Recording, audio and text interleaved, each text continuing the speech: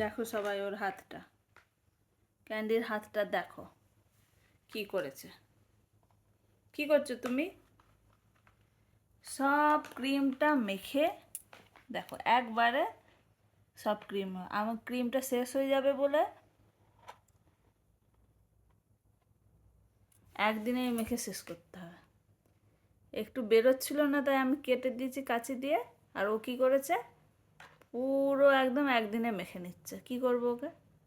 এখন আমি ওই ক্রিমের এটা চাইবো, কিছুতেই দেবে না। দেখো কত দুষ্ট।